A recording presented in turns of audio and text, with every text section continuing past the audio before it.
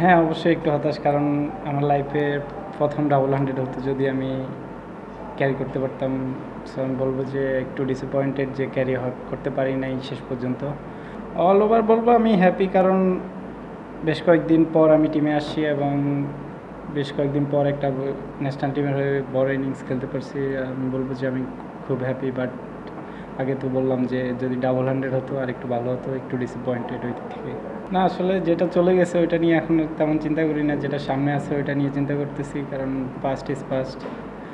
সামনে যেটা আছে ওইটা নিয়ে চিন্তা করতেছি, এখন আরও কীভাবে ইমপ্রুভ করা যায়, এখন ভালো করতেছি, ওইটা কীভাবে ক্যারি অন করা যায় ওটা চেষ্টা করবো।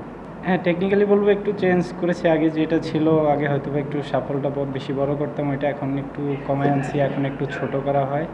সো এখানে একটু টেকনিক্যালি চেঞ্জ নিয়ে আসছি, তেমন আর বড় কিছু চেঞ্জ করা হয়নি। আসলে ওই এনসিএল T20 100 থেকে আমাকে নিজেকে আর বুস্ট আপ করতে পারছি, কারণ ওইখানে খুব ভালো পারফর্ম হয়েছে। দেন এনসিএল 4 তো ভালো পারফর্ম ছিল। সো আমি চেষ্টা করছি যে ওইভাবে ওইখানে যেমন ইনিংসটা ক্যারি করতে পারছি, এখানে এসেও যেন সেম কাজটা করি, কোনো ডিফারেন্ট কিছু করব না, জাস্ট নিজের যে লাস্ট এনসিএল যেভাবে খেলে আসছি ওইভাবেই ক্যারি করব। না, আমি আমার ন্যাচারালের মধ্যেই ছিলাম। আসলে ওই বলটা আর কি একটু ডাবল ডিসিশনের মধ্যে হয়ে গেছিলো, যে আরেকটু যদি ভালোভাবে কাভার করে খেলতাম হয়তো এমনটা হতো না, বাট আনফর্চুনেট হয়ে গেছে। না, আসলে তেমন কোনো ডিফারেন্ট ছিল না, যে আগের দিন যেমন শুরু করেছি আজকেও সেম ওয়েতেই শুরু করার মাইন্ডসেট ছিল। আসলে অত বড় এখন প্ল্যান করি নাই, এখন জাস্ট এই সিরিজের মধ্যেই আছি। এই সিরিজটা শেষ করে দেন হয়তো পাকিস্তানের সাথে সিরিজ আছে, ওইটা নিয়ে চিন্তা করবো। নেক্সট 2-3 ইয়ার্স অনেক বেশি টাইম। সো অত বড় প্ল্যান করতে গেলে দেখা গেল সামনের সিরিজগুলোতে তেমন ভালো পারফর্ম হবে না। নেক্সট সিরিজ বাই সিরিজ যদি আগাই তাহলে হয়তো কন্টিনিউ করতে পারবো।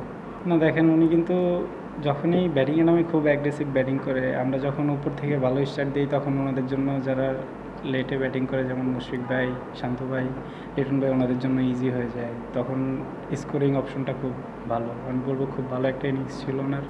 না, আসলে তেমন এক্সট্রা ম্যাজিক্যাল কিছু নাই। আমরা যখন একসাথে দেখা হয় তখন আড্ডা দেই, সেই স্মৃতিগুলো মনে করি।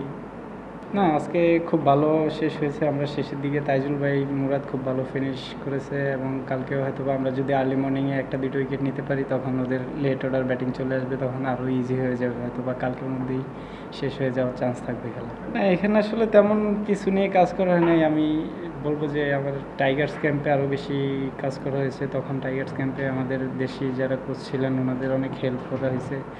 আশরাফুল ভাই তো জাস্ট এই সিরিজে আসছে, ওনার সাথে আমার আগে তেমন কাজ করা হয় নাই। উনি জাস্ট 2-1টা পয়েন্ট বলে দিয়েছে। আর সালাউদ্দিন স্যার তো আগে থেকেই ছিল, উনি জানে আমার ব্যাপারে। সো বলবো তেমন কিছু বড় কিছু চেঞ্জ করা হয় নাই। ওরা জাস্ট আমাকে বলছে যে তুমি তোমার ন্যাচারাল খেলা খেল, যেভাবে পারফর্ম করে আসছো সেন্স খেলে ওইভাবেই খেলতে হবে।